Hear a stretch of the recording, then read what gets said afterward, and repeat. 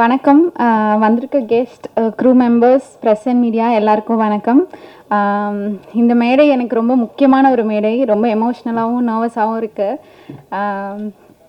So இந்த படம் நந்தன், இந்த ஒரு நியூ ஃபேஸ்க்கு ஒரு ஸ்ட்ராங்கான கேரக்டர் கொடுக்குறக்கு எல்லாமே ரொம்ப யோசிப்பாங்க. பட் சரவணன் சார் எனக்கு இந்த கேரக்டரை ரொம்ப நம்பிக்கையோடு கொடுத்தாரு. அதுக்கு முதல்ல ரொம்ப ரொம்ப நன்றி சார். இந்த படத்துக்குள்ளே நான் வந்த ஃபர்ஸ்ட் டேலேருந்து இந்த நாள் வரைக்குமே இது ஒரு பெரிய ஜேர்னியாகவே இருந்திருக்கு. அண்டு இந்த படம் ஃபுல்லாகவே எனக்கு ஒரு லேர்னிங் ப்ராசஸாக தான் இருந்தது. மாடலிங் இண்டஸ்ட்ரி வேறு, பட் ஆக்டிங் ஃபீல்டுக்குள்ளே வரும்போது இது ஒரு வைடான இண்டஸ்ட்ரி. இதில் எப்போவுமே நம்ம கற்றுட்டே இருக்கணும் அப்படின்றது நான் இந்த படத்துக்குள்ளே வந்ததுக்கப்புறம் தான் நான் புரிஞ்சுக்கிட்டேன்.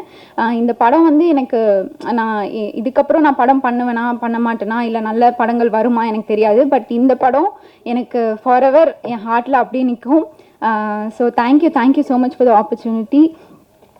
சசிகுமார் சார் நம்ம வேறு நிறைய படங்களில் நான் ஹீரோவாக பார்த்துருக்கேன், ஸ்க்ரீனில் பார்த்துருக்கேன். பட் நேரில் ரொம்ப ஒரு யதார்த்தமான ஒரு மனுஷன். அவர் இவ்வளோ யதார்த்தமாக எல்லாருக்கு கூடயும் ரொம்ப கேஷுவலாக எல்லாரையும் ஒரே மாதிரி ட்ரீட் பண்ணி இருக்கிறது எனக்கு ரொம்ப ஆச்சரியமாக இருந்தது. நான் ஃபர்ஸ்ட் இந்த மாதிரி பெரிய ஆர்டிஸ்ட் கூட நான் நடிக்கிறேன். ஸோ அந்த ஒரு இடத்துல எனக்கு காம்ப்ளிமெண்டிங்காக நிறைய இடங்கள்ல அவர் இறங்கி நடிச்சிருக்காரு. எனக்கு அது ரொம்ப சந்தோஷமாக இருந்தது. எனக்கு நிறைய இடங்கள்ல நிறைய ஹிண்ட்ஸ்லாம் கொடுத்துருக்காரு, இப்படி ஆக்ட் பண்ண இப்படி பண்ணால் நல்லாயிருக்கும் அப்படின்னு சொல்லி. Thank you so much sir. And next Balaji Sakthivel sir. அவரோட படங்களில் எல்லா படங்கள்லையுமே நம்மளை அள வச்சிருக்காரு. பட் ஆனால் செட்டுக்குள்ளே அவர் வந்தாலே ஒரே ஃபன்னாக தான் இருக்கும். பயங்கர ஃபன்னாக வச்சுருப்பாரு, செட்டை அவ்வளோ கலகலப்பாக வச்சுருப்பாரு. இவர் இந்த படத்தில் ஆக்சுவலி ஒரு வில்லன் கேரக்டர் மாதிரி தான். பட் தென் அவர் செட்குள்ளே வந்தாலே எல்லாரும் ஃபன்னாக ஜாலியாக என்ஜாய் பண்ணிகிட்டு இருப்போம். அந்த மாதிரி ஒருத்தர். ரொம்ப thank you so much sir. And அடுத்து ஆர்வி சரண் சார், எங்கள் டிஓபி சார். அவருக்கும் அவங்களோட டீமுக்கும் ரொம்ப thanks. All the best for your future too. Madhesh, எங்களோட அழகன், இந்த படத்தில் என்னோட பையன் கேரக்டர் பண்ணியிருக்காரு. அவர் இன்னைக்கு வரலன்னு நினைக்கிறேன். ரொம்ப நாட்டியான ஒரு பையன், but he has a very good future. Best wishes to him too. எங்களோட editor sir Nelson, thank you so much sir. Ghibran sir, இந்த படம் ரொம்ப அழகான ஒரு பேக்ரவுண்ட் ஸ்கோர் கொடுத்துருக்கீங்க. நிறைய இடங்கள்ல நீங்கள் சீன்ஸை எலிவேட் பண்ணியிருக்கீங்க. சார் சொன்ன மாதிரி நானும் டப்பிங்கில் நிறைய சீன்ஸ் பார்த்துருக்கேன். அது டப்பிங்கில் பார்த்ததுக்கும் அதுக்கப்புறம் ப்ரிவியூவில் பார்த்ததுக்கும் நிறைய வித்தியாசம் இருக்குது. Thank you so much for the wonderful BGM. And எக்கி எக்கி song is going to stay in my hearts forever. Thank you so much for the beautiful songs. Trident Arts Ravindran sir, thank you so much for teaming up with us. உங்களோட support எங்களுக்கு it's huge support actually. Thank you so much. Samuthirakani sir, அவர் கூட எனக்கு ஒரு 2-3 days தான் இருந்தது. But ஆனால் அவரோட பாசிட்டிவ் வேர்ட்ஸ் நான் ஃபார் எவர் செரிஷ் பண்ணுவேன் என் லைஃப்பில். Thank you so much sir. எல்லாரையும் கவர் பண்ணிட்டேன்னு நினைக்கிறேன். And think music also, thank you so much for collaborating sir. So right from என்னோட முதல் ஃபோட்டோ ஷூட்லேருந்து, பேஜன் டேஸ்லேருந்து, என்னோட பிக் பாஸ் ஜேர்னிலேருந்து இப்போ என்னோட ஆக்டிங் ஜேர்னி வரைக்கும் நீங்கள் எல்லாரும் உங்களோட லவ் அண்ட் சப்போர்ட் எனக்கு கொடுத்துருக்கீங்க. இதுக்கப்புறமும் நீங்கள் கொடுப்பீங்கன்னு நம்புகிறேன். Thank you so much for the opportunity. Thank you. இறைவனுக்கு நன்றி. ரொம்ப மகிழ்ச்சியாக இருக்குது. ரொம்ப நாளைக்கு அப்புறம் எங்கள் அண்ணன் சீமான் அவர்களை பார்த்ததில் பெரும் மகிழ்ச்சி. தம்பி வினோதை பார்த்ததில் ரொம்ப சந்தோஷமாக இருக்குது. ஏன்னா ஒரு சில மனிதர்களை பார்த்தாலே போதும் நமக்கு ஒரு எனர்ஜி வரும். அந்த மாதிரி ஒரு சக்தி நான் சொன்ன 2 பேருமே. நந்தன், அதாவது ஒரு நல்ல கதையை நம்ம பண்ணிட்டா போதும், அது செலக்ட் பண்ணிக்கிடும் யார் யார் தனக்கு வேணும்னு. நம்ம யாரையோ நினச்சி எழுதியிருப்போம், ஆனால் அது செலக்ட் பண்ணி கூப்பிடும். வா சசி வா, நீங்கள் வாங்க நீங்கள் வாங்க நீங்கள் வாங்கன்னு கூப்பிடும். அப்படி அதுவாக தன்னை டிசைன் பண்ணிக்கிட்ட ஒரு படம் தான் நந்தன் நான் நினைக்கிறேன். ஏன்னா அப்படி தான் இதுக்குள்ளே நானும் வந்தேன். நான் வந்தது எனக்கே தெரியாது. திடீர்னு ஒரு நாள் எங்கே இருக்க அப்படின்னாங்க. நான் வந்து சும்மா சசியை பார்க்க போனேன், பேசினேன். சரவணன் சார் வந்து இந்த மாதிரி விஷயம் அப்படின்னா நல்லா இருக்கே அப்படின்னா, இது நீங்கள் தான் பண்ணுறீங்க அப்படின்னு. இது அதை விட நல்லா இருக்கே, சரி வாங்க பண்ணிடுவோம் அப்படின்னு சொல்லிட்டு அப்படி பண்ண ஒரு படைப்பு. சரவணன் உழைப்பு வந்து ரொம்ப அளப்பரியது. ரொம்ப முதல் படத்துலையும் 2வது படத்துலையும் அவருக்கான இடம் கிடைக்கலையேன்னு எனக்கு ஒரு பெரிய வருத்தம் இருந்தது. இந்த படம் அது எல்லாத்துக்கும் சேர்த்து ஒரு இடத்த கொடுக்கும். சரவணன், வாழ்த்துக்கள். என்னன்னா, இந்த சமுதாயத்தின் மீது பேரன்பு கொண்டவன் ஒரு எழுத்தாளனாக இருந்தால் எழுதி தீர்ப்பான், ஒரு பாடலாசிரியராக இருந்தால் பாடி தீர்ப்பான், ஒரு படைப்பாளியாக இருக்கும்போது தன்னுடைய கோபத்தை படைப்பில் தான் காட்ட முடியும். நிறைய நிஜங்களை பேசக்கூடிய ஒரு படைப்பு. அப்படி இருந்தது. படம் பார்த்துட்டு அப்படியே வெளியே வரும்போது ஒரு மாதிரி ஆயிடுச்சு. எனக்கெல்லாம் அண்ணனை அவ்வளோ பிடிக்கும். நாங்கள் 2 பேரும் சின்ன குழந்தைங்க மாதிரி கொஞ்சம் விளையாடிட்டு இருப்போம். ஆனால் அவர்கிட்ட பேசவே இல்லை. நான் இன்னைக்கு தான் பார்த்தேன். அவ்வளோ கோபம் வந்துருச்சு. அது வந்து அது அது ஒரு நடிகராகவும் இந்த கதை அந்த தாக்கத்தை நம்மளை உண்டாக்கி இருக்கிறது அப்படின்றது தான் ஒரு பெருமகிழ்ச்சி எனக்கு. சசி வந்து ஏன்னா கூடவே இருந்திருக்கேன், அவனை அப்படி பார்த்துருக்கேன், அவனை பொத்தி பொத்தி பார்த்துக்கிறேன் நான். ஆனால் திரையில் அதாவது ஒரு ஃபைட்டர்ஸ் அடித்தா கூட அடிக்கிற மாதிரி நடிப்பாங்க. ஆனால் நிஜமான ஆட்களுக்கு நடுவில் விட்டுட்டோம்னு வச்சுக்கோங்களேன், அவங்க நடிக்கிறன்ற பேரில் அடிச்சே கொண்டுருவாங்க. அதுதான் நடந்திருக்கு. அது ஒரு காட்சி என்னால் அது இப்போ கூட நினச்சா கூட ஒரு மாதிரி படபடப்பாக வரும். அந்த மாதிரி ஒரு காட்சி. அது உண்மையிலே சசி வந்து நந்தனுக்கு முன் நந்தனுக்கு பின் அப்படின்ற மாதிரி ஒரு தளம் சசி கிடைக்கும். தம்பி, நீ பட்ட கஷ்டத்துக்கு எல்லாமே இந்த பிரபஞ்சம் ஒரு நல்ல பலனை கொடுக்கும்.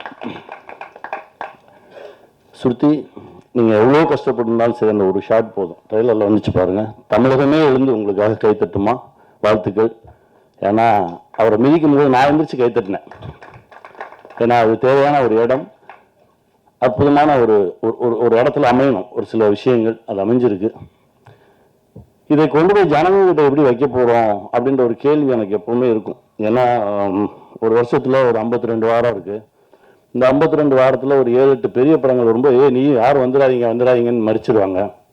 உங்களுக்கு தெரியும். அந்த பெரிய படம் வந்தால் 2 வாரத்துக்கு வேறு எந்த படமும் வரக்கூடாதுன்றவாங்க. அந்த மீதி இருக்க நேரத்தில் தான் பாவம் 7-8 படங்கள் வந்து விழுந்து அதில் நல்ல படங்கள் சிதைக்கப்பட்டு எங்கெங்கேயோ போய் ஏதோ நடந்து ஒரு 200 படம் ஒரு வருஷத்துக்கு ரிலீஸ் ஆகுது அப்படின்னா, ஒரு 20 படம் ஓடுது அப்படின்னா அதில் ஒரு 10 படம் கமர்ஷியல் படமாக இருக்கும், ஒரு 10 படங்கள் இந்த மாதிரி ஒரு நல்ல படங்களாக இருக்கும். அந்த நல்ல படங்களை காக்கக்கூடிய ஒரு மனிதர் வேணும் அப்படின்னு நினைக்கும்போது தான் அண்ணா ரவி அண்ணா உள்ளே வந்திருக்காருனாங்க. ரொம்ப சந்தோஷமாக இருந்தது. அண்ணா ரொம்ப மகிழ்ச்சி. இந்த படத்தை சரியாக கொண்டு போய் ஜனங்கிட்ட வைங்க. ஏன்னா அது அங்கே நடக்குது, இங்கே நடக்குது, இந்த காலத்துலையும் இப்படியெல்லாம் நடக்குது அப்படிலாம் பேசிக்கிட்டு இருப்பாங்க. இந்த காலத்தில் தான் நடந்துகிட்டு இருக்கு, இன்னும் நடக்கும். அதை நடக்க விடாமல் மனிதனாக மாற வேண்டும் அப்படின்றது தான் இந்த படத்துடைய ஒரு அடிநாதம். இது வெல்லணும். இந்த மாதிரி பல விஷயங்கள் நம்ம ஜனங்க முன்னாடி வைக்கணும். சின்ன சின்ன மாற்றங்கள், யாராவது ஒரு மனிதன் மாறினா கூட போதும், அது ஒரு மிகப்பெரிய ஒரு வெற்றியாக தான் பார்க்கப்படும். இந்த படம் ஒரு மிகப்பெரிய வெற்றி அடையணும். அதுக்கு நான் இறைவன்கிட்ட பிரார்த்தனை பண்ணிக்கிறேன். ஜிப்ரான் சார், இசை பேசிச்சு சார், ரொம்ப மகிழ்ச்சியாக இருந்தது சார். ஏன்னா படம் முடிச்சுட்டு வந்தாலும் சசிட்டு சொன்னேன், மியூசிக் வேறு மாதிரி இருக்குடா, அது வேற ஒரு தளத்துக்கு நம்மளை எடுத்துகிட்டு போகுது அப்படின்ற மாதிரி பேசிகிட்டு இருந்தோம். ஜிப்ரான் சார் ரொம்ப பிரமாதமாக ஒர்க் பண்ணி கொடுத்துருக்கீங்க சார், ரொம்ப நன்றி. இந்த படத்தில் ஒர்க் பண்ண எல்லாருக்கும் என்னுடைய மனமார்ந்த வாழ்த்துக்கள். இது மிகப்பெரிய வெற்றி அடையணும். நான் இறைவன்கிட்ட பிரார்த்தனை பண்ணிக்கிறேன். நன்றி. எல்லோருக்கும் வணக்கம். முதல்ல சீமானுக்கு நன்றியை சொல்லணும். எங்களை வாழ்த்த படம் இவ்வளோ வேலை மத்தியிலும் எங்களுக்காக, தம்பிகளுக்காக உங்களுக்கு நன்றியை தெரிவிச்சுக்கிறேன். நீங்கள் படம் பார்த்து எங்களை வாழ்த்துனது ரொம்ப மறக்க முடியாத, ஒவ்வொரு வார்த்தையும் மறக்க முடியாமல் இருக்குது. அதுக்கு உங்களுக்கு நன்றியை தெரிவிச்சுக்கிறேன். நானும் சரவணனும் அவ்வளோ அதிர்ஷ்டம். நீங்கள் சொன்ன வார்த்தைகள் ஒன்றொன்றும் உண்மை. இப்படி நடக்கணும், இப்படி இருக்கணும்னு சொன்ன விஷயங்கள் அதை நீங்கள் மறுபடியும் இதில் சொன்னீங்கன்னா இன்னும் சந்தோஷப்படுவோம். எங்கிட்ட சொன்னதை அது. அப்புறம் வினோத் அவரோட படத்துக்கே வரமாட்டார், ப்ரமோஷனுக்கு வரமாட்டார், யோசிப்பார். அப்படியே கூப்பிட்டாலும் முகத்தை மூடி மறைச்சிக்கிட்டு பேசவும் மாட்டாப்புல. என்ன ஏண்டா கூப்பிட்டீங்க இதுக்கு அப்படின்னு அவரோட ப்ரமோஷனுக்கே வரமாட்டார். ஆனால் சரவணனுக்காக இங்கே வந்தது ரொம்ப சந்தோஷம். எங்களை வாழ்த்துனதும் வினோத் அவ்வளோ சீக்கிரம் யாரும் எந்த படத்தையும் எங்களை பற்றிலாம் சொல்ல மாட்டார். இப்போ ஆச்சரியமாக இருக்குது, சொன்னது ரொம்ப சந்தோஷமாகவும் இருக்குது. ஸோ அப்படி ஒரு படத்தில் நான் பண்ணியிருக்கோம் அப்படின்ற ஒரு விஷயம் சந்தோஷமாக இருக்குது. சந்தோஷ், எல்லாருக்கும் என்னுடைய நன்றியை தெரிவிச்சுக்கிறேன். வந்த அனைவருக்கும். இவங்கெல்லாம் சரவணோட நண்பர்கள், அவங்க எல்லாருக்கும் நன்றியை தெரிவிச்சுக்கிறேன். எங்கள் டீம் சார்பாக தெரிவிச்சுக்கிறேன். சமுத்திரகனி சகோ வர முடியாத சூழலாக இருந்தது, அது எனக்கு தெரியும். அது வந்ததுக்கும் நன்றி. பாலா சக்திவேல் சார், ஹீரோயின் எல்லாருக்குமே என்னுடைய நன்றியை தெரிவிச்சுக்கிட்டு, ஒரே ஒரு விஷயந்தான் சொல்லணும். நான் அடிக்கடி சரவணா பக்கமெல்லாம் எனக்கு ஒரு வசனம் என் படத்தில் வந்து ஞாபகம் வரும். உங்கள் நேர்மை எனக்கு ரொம்ப பிடிச்சிருக்கு அப்படின்னு சொல்கிறது. அதுதான் சரவணா பக்கமாக அந்த நேர்மை எனக்கு ரொம்ப பிடிச்சிருந்தது. இந்த படம் சரவணோட பொதுவாக எனக்கு சரவணன் எப்படி பிடிக்கும்னா, மற்றவங்க பிரச்சனைனா குடும்பம் பொண்டாட்டியெல்லாம் விட்டுட்டு போய் முதலாக போய் நிற்கிற ஒரு ஆள் தான் சரவணன். நானே சொல்லியிருக்கேன், எதுக்குங்க வாங்க வேலையை பார்ப்போம் அப்படின்னும். ஆனால் எல்லாத்தையும் சாப்பிட்றதெல்லாம் விட்டுட்டு போய் முதலாக போய் நிற்கிற ஆள் அவர் தான். இப்போ அவருக்கு தெரிஞ்சிருக்கும் உங்கள் பின்னாடி யார் இவங்க தான் இருக்காங்க, அது யார் நிற்கிறான்னு பார்க்கணும். ஏன்னா சினிமாவில் எல்லாருமே அவங்க கூட இருக்க மாட்டாங்க, அவங்க கூட நிற்க மாட்டாங்க. இப்போ உங்க கூட யார் நிற்பாங்க அப்படின்றது சினிமா உங்களுக்கு ஒவ்வொரு தடவையும் கற்றுத்தரும். அதில் இருக்கும். உங்க கூட எப்போதும் நாங்கள்லாம் இருந்தாலுமே எப்போதும் கடைசி வரைக்கும் நிற்கிறது உங்கள் மனைவி தான், கலா அக்கா தான். அந்த ஓரமாக நின்று ரசிக்கிறாங்க பார்த்தீங்களா? எந்திரிங்க, இப்போயாவது எந்திரிங்க. அவங்க தான் இந்த படத்தில் எங்களோட கஷ்டப்பட்டது. நான்லாம் கிடையாது, அந்த அடியெல்லாம் ஒன்றுமே இல்லை. நான் வருத்தப்பட்டேன்னு பாத்திரம் கழுவிட்டு இருப்பாங்க. அவங்க டீச்சரு, அந்த வேலையெல்லாம் லீவை விட்டுட்டு மன்னிச்சுக்கோங்க, அவங்க கணவருக்காக வந்தாங்க, எல்லாத்தையும் விட்டுட்டு அவங்க பாத்திரம் கழுவுறதை பார்க்கும்போது எனக்கு ரொம்ப இந்த வழியெல்லாம் ஒன்றுமே தெரியாது. ஏன்னா அவங்க பசங்க அவங்க அதெல்லாம் பார்த்தோம்னா நமக்கு கண்ணீர் வரும். நான் வாங்கின அடியெல்லாம் ஒன்றும் கிடையாது. அந்த அடியெல்லாம் எனக்கு பின்னால் விருதாக கூட மாறும். ஆனால் அவங்களுக்கு அது என்ன ஆகும்? அவர் ஜெயிக்கணுன்ற ஒரு விஷயந்தான். கண்டிப்பாக இந்த படம் சரவணனுக்கு பெருசாக நிற்கும். அதுக்கு தான் எல்லாம் வந்து நிற்கிறோம். நான் வந்து வழி அனுப்ப போன மாதிரி தான் இந்த படத்தில் 4 நாள் நடிக்கிறதுக்கு தான் அந்த படத்துக்கே போனேன். கனியனை நடிக்கிற கேரக்டர் தான் என்னோட கேரக்டர். வழி அனுப்ப ட்ரெயினில் ஏற்றி விட்டு வாங்க நீங்களே ஏறுங்க, நான் வழி அனுப்ப வந்தா என்னப்பா ஏற்றிட்டீங்க, அப்படிதான் அந்த படம் இருந்தது. அது வேற ஒரு நடிகர் நடிக்க இருந்தது. நான் தயாரிக்கணும்னு நினைச்ச படம், என்னால் இப்போ வரைக்கும் தயாரிக்க முடியல அப்படின்ற ஒரு விஷயம். பட் அவர் தயாரிக்கிறது எனக்கு சந்தோஷமா இருக்கு. அங்கே போனோடனே தான் நானே சொன்னேன், சரி நம்மளே ஒரு இழுத்து விட்டோமும், தயாரிப்பு நம்மளும் வந்துட்டோம், இழுத்து விட்டோமோ அப்படின்னு ஒரு மனசு குற்ற உணர்ச்சி இருந்தது. அப்போ சொன்னேன், சரி நானே பண்ணுறேங்க அப்படின்னு. அவரும் கொஞ்சம் வேற எங்க பார்த்தாரு. உங்களை நான் வேற மாதிரி பார்க்குறீங்க, வைரவன் கேரக்டரில் நான் அப்படி நிற்க வச்சிருக்கேன், நானே இப்படி உங்களை இறக்கி இந்த சென்ஸ் இவ்வளோ கஷ்டமான ஒரு இடத்த கொடுக்கறது, அவ்வளவுதான் உங்களை நீட்டாக அப்படி வந்து நின்னீங்க, பார்த்தீங்க, அப்படி இது பண்ணீங்க, அப்படி பார்த்ததை நீங்கள் இதில் ரொம்ப கஷ்டப்படணும், இந்த கேரக்டராக மாறணும், நீங்கள் எப்படி மாறுவீங்க அப்படின்னு சொன்னார். பண்ணுவாங்க, வாங்க ட்ரை பண்ணோம் அப்படின்னு. ஆனால் அந்த கதை எனக்கு உள்வாங்கியிருந்தேன். ஸோ ஒருக்காக பண்ணுவோன்னு உள்ளே போய் முதல் நாள் ஷூட்டிங் போய் எல்லாமே முதல் நாள் ஷூட் பண்ணும்போது எல்லாம் வரணும். நான் எல்லாருக்கும் வணக்கம் வைக்கணும். ஆனால் அந்த நடிக்கிற எல்லாருமே எனக்கு வணக்கம் வச்சாங்க. வணக்கம்ட்டாங்க, கட்டுன்ட்டாரு. நான் அப்புறம் அவங்ககிட்ட கெஞ்சி நீங்கள் வணக்கம் வைக்காதீங்க, நான் தான் அந்த இடத்துல வணக்கம் வைக்கணும்னு. அவங்க என்ன ஒரு நடிகராகவே பார்த்தாங்க. அப்புறம் அந்த போட்டு காமிச்சு சரியாக வரலன்னொன்னே 2 நாள் கழிச்சு தான் அந்த இதுக்குள்ளே போய் கரெக்டாக நான் உள்ளே போய் அதை இவ்வளோ தூரம் நடிக்க வந்திருக்கேன். அவர் சொன்னார், நான் ரொம்ப கஷ்டப்பட்டேன் அப்படின்ற ஒரு விஷயம். ரொம்ப கஷ்டப்பட்டேன்னாரு. இஷ்டப்பட்டு தான் கஷ்டப்பட்டேன்.